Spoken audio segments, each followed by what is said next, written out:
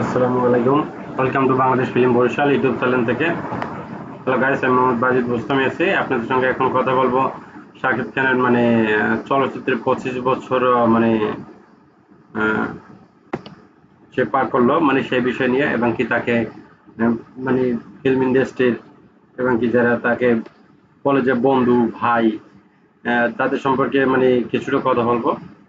এটা আমরা যদিও জানি, তারপরেও এটা নিয়ে আসলে কথা বলবো, কারণ তারা বারবারই বলতে আছে যে শাকিব খান আমাদের বন্ধু ভাই, শাকিব খান আমাদের ইন্ডাস্ট্রির একমাত্র পিলার বা একমাত্র একমাত্র সুপারস্টার মেগাস্টার, যাই বলি শাকিব খান। ঠিক আছে, শাকিব খানের উপর নাই শীর্ষ নায়ক এই মুহূর্তে। তাইলে কি তাকে আসলে কি তার 25 বছর উপলক্ষে তাকে কি একটা শুভেচ্ছা জানানো উচিত ছিল না? আর রজত জয়ন্তীতে তাকে কি একটা শুভেচ্ছা জানানো উচিত ছিল কিনা? আমি মনে করি অবশ্যই ছিল। কিন্তু তার ভক্তরা কিন্তু একটা অভিনেতা বলি বা একজন হিরো বলি, তার সবথেকে বড় পাওয়া হচ্ছে যে তার ভক্ত।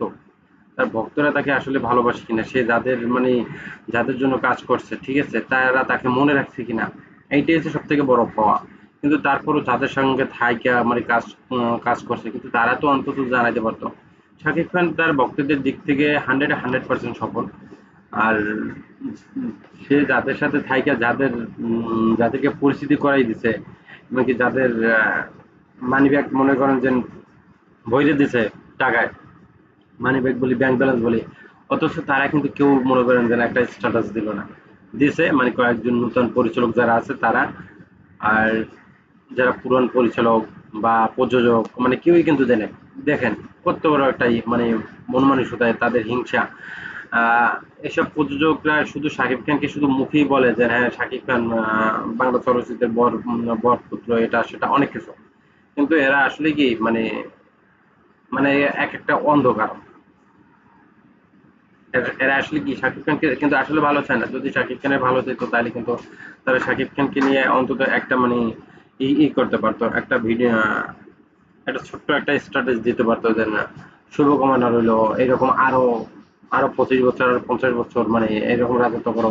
আমরা চাই যে আমাদের সুপারস্টার আমাদের মাঝে আজীবন বেঁচে থাকুক, আহ, বা দর্শকদের মাঝে আজীবন বেঁচে থাকুক, ঠিক আছে? আরো ভালো ভালো কাজ উপহার দিক, সুস্থ থাকুক, ভালো থাকুক, এই তো যে যে ধরনের একটা স্ট্যাটাস দিত, একটা শুভকামনা জানাইতো। কিন্তু কেউ কিন্তু এই জিনিসটা জানায় নাই। জানাইছে কিনা তপুকান আরো দুই একজনে জানাইছে। আসলে দেখেন তাদের মন মানসিকতা দেখেন কতটা আসলে হীনমন্যতা, তারা এই যে এই আশাদ আদনান, সে কিন্তু ইন্টারভিউ দিলি তাকে কিন্তু কেউ চিনতো না। আমি বিশ্বাস করবো, আমি নিজে ওনাকে চিনতাম না। উনি যে প্রেসিডেন্টের ছেলে তাও আমি জানতাম না।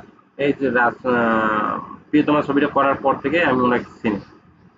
যে চেনা না চেনে সেটাও তো বড় কথা না, কিন্তু উনি তো বলতে আসছে যে আমরা চিনি বা না চিনি সেটা বড় কথা না ওনাকে, কিন্তু উনি তো শাকিব খানকে বন্ধু মনে করে, তারপর আপনার ভাই মনে করে। সে তো একটা স্ট্যাটাস দিতে পারতো। তার কি তাইলে কি এখন সেই এই রাজকুমার ছবি করার পরে সে শাকিব খান আর আশাদ আদনানকে শিডিউল দেয় নাই বিধায় কি সে কোনো স্ট্যাটাস দেয় নাই বা সে কোনো শুভকামনা জানায় না? এটা কি তার ঠিক হয়েছে?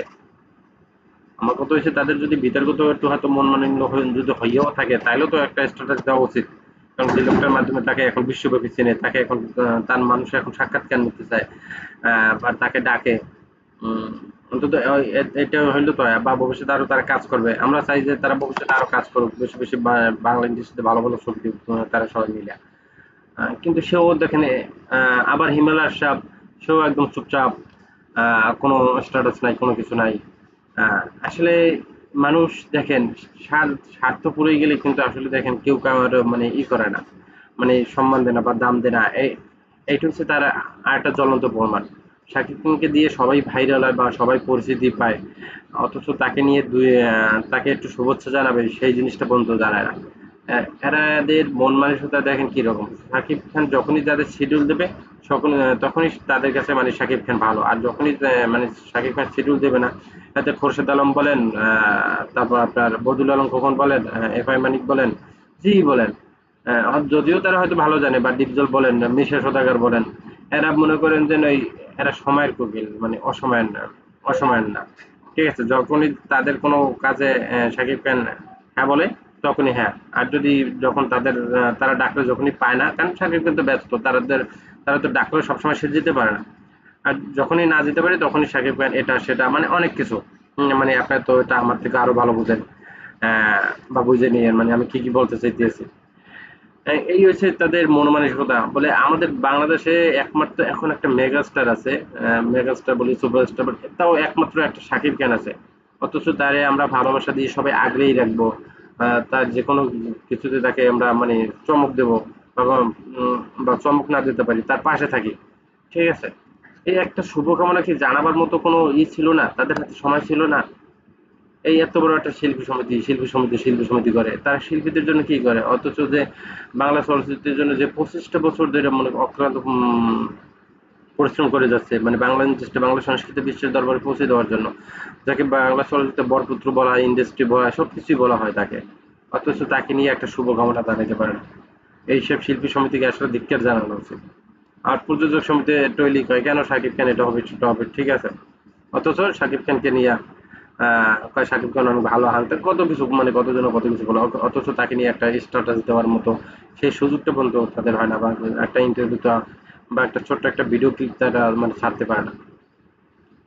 ঠিক আছে, এটা খুবই আসলে দুঃখজনক। যাক বন্ধুরা, আজ এ পর্যন্ত, পরবর্তীতে আবার কোনো ভিডিওতে কথা হবে, সে পর্যন্ত আপনারা ভালো থাকুন। আর আমার এই চ্যানেলটা যারা দেখতেছেন তারা আমার এই ভিডিওটাকে, চ্যানেলটাকে সাবস্ক্রাইব করবেন, লাইক কমেন্ট শেয়ার করবেন। সে পর্যন্ত ভালো থাকুন। আল্লাহ হাফেজ। আসসালামু আলাইকুম।